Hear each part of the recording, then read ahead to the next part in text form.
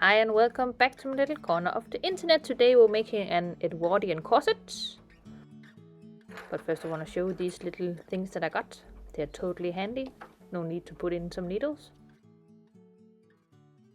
And I'm making this Edwardian corset as the pattern is. I'm not modifying it as I did the last time that I made one. Also, I've got myself a new old sewing machine. But here are the pieces all sewn together. I'm using corset couture in black for this one. Here I'm ironing all of the seam allowance.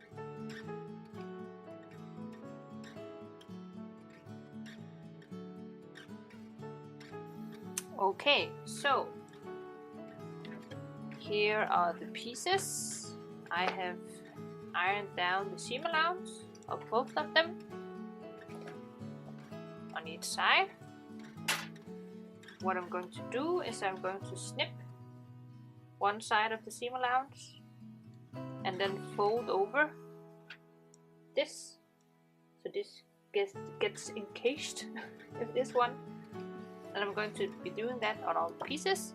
I can just show you quickly how I'm going to do it. I'm going to snip one side, like half of the seam allowance, all the way to the top. And then I'm folding over. And then I'm going to fold this over. Swoop, swoop.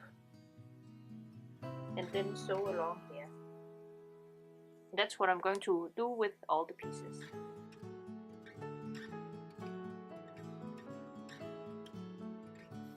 Oh yeah, and the reason why I'm doing this is because the boning is not going to be in all the little in the seam allowance as you could make them, where you go like this, where you sew them together on the one side and then you could put in all the boning. I'm not going to do this on an Edwardian corset. Here I'm going to be doing this with all the seam allowance, and then all the boning is going to be placed on straight lines on different places. The only where it's going to be curved is here at the back, but that will make sense later.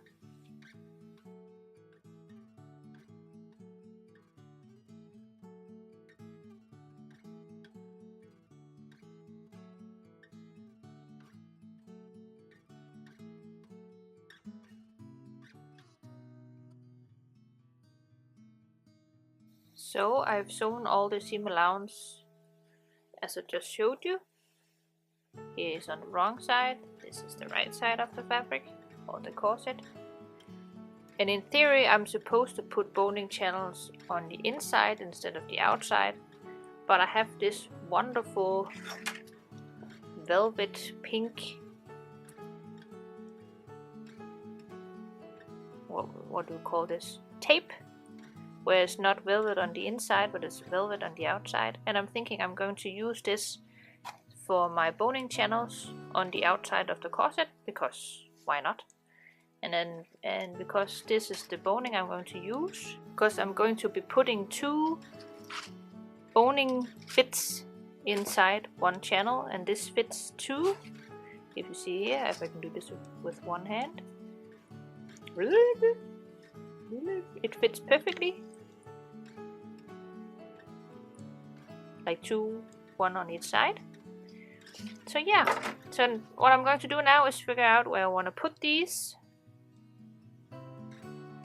Oh yeah, but first, oh yeah, I almost forgot. I have to put in a waist tape right here.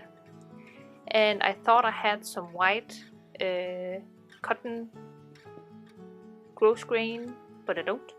And I don't feel like going anywhere today, so I found this. This rainbow gross grain, whatever you want to call it, that I'm going to be using as my waist tape. It's a bit wide, I know, but yeah, I think it's going to be okay. So I'm going to find my waist first, pin this in, and then I'm going to be putting on my boning channels with this from the outside, and then me sewing this on is going to be securing this in place. So yeah, that's what I'm going to do. Now I have put in the waist tape. Turned out it was actually pretty easy because, well, the rainbows has lines. So I just marked off where the waistline is and then put this on top. Pinned it in with some needles. And then I marked off where I want all the boning channels to be. Right here. And right there. So I have something to go after when putting in or putting on this tape.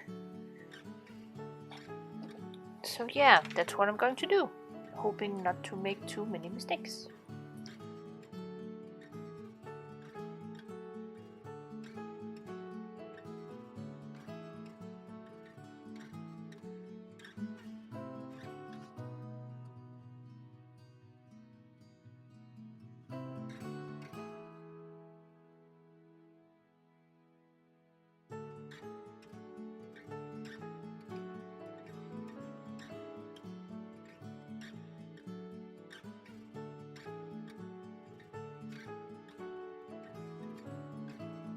And here we are, all boning channels pinned in. And now I'm going to sew them as close to the edge as I can, hopefully in some matching thread. I need to go through my stash to see if I can find any. But it's now they're all pinned in, and I have pinned the waist tape on the back side as well. So when I sew these, then that's going to be where it's supposed to be. So kept in place. So yeah, that's how long we are now. And you can always see, or always already see, the shape on the corset. Now it's just painstakingly sewing right to the edge. I can't wait, that's going to be heaven. But so far so good. All the boning channels are made, sewn on with some lovely pink thread that I found in my thread stash. And here I sewed center back. And now I'm going to be sewing this on so I can put in the busk.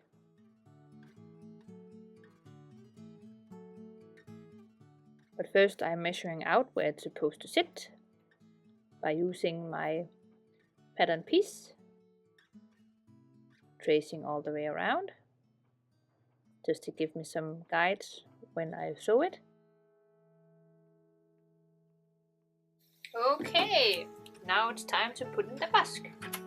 As you saw in the clip earlier, I marked out where this was going to sit, so now I'm just going to put it in here. These little slots that I made, like so. Ta-da! It just fits, just barely, but I don't have any more corset couture, so that's just how it's going to be, because I want it to be straight and sturdy here at the front. So far so good. I'm going to be putting in a couple of pins, and we're going to be putting some steel bones here, so this gets nice and straight and strong. And then I'm going to be putting in spiral boning here, because the plastic boning I have can't make that curve, so I'm going to be using some leftovers for this one. That's one side pinned in, and now I have to figure out where this one is going to sit, which also means I have to make those little holes, which can be kind of scary, because you don't want to make the holes the wrong place. So somewhere around here, kinda, and I should have, do I have an owl?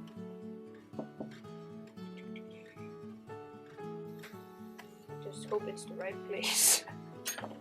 This is always kind of scary because you can make so many mistakes not putting this in the right place. I made a corset in silk once where I didn't get this right back at the first try. That sucked. Big time. Need to make the holes bigger. If this one is too big, maybe this will. Could just cut holes, but I really don't want to. So if I made a mistake, there's still time to fix it by doing this with the knitting needles. when I cut a hole, then it's gonna be a hole forever. Oh, so lovely! Oh, happy toes, happy toes.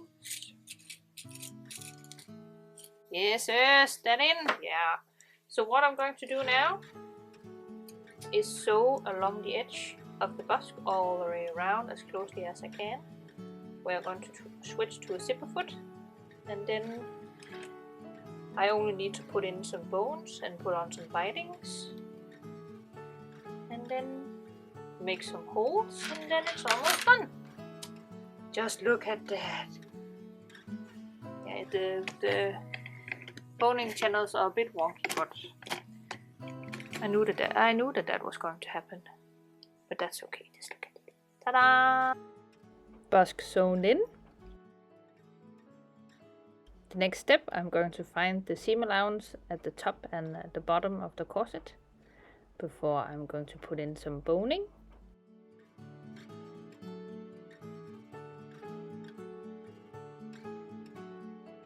And now it's boning time.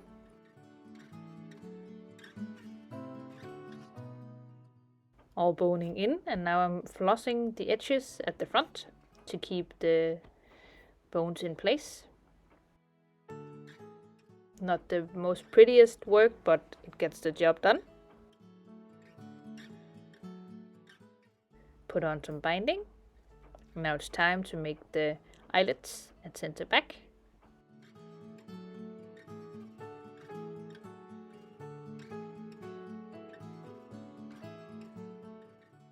But so far so good, almost done. I'm going to use my pattern piece to find where the eyelets are going to sit. And here is the finished corset. I ended up making the eyelets way too big somehow, and so I had to put on some leather at center back in the eyelets to make it work. I also put on some lace. But let's try it on.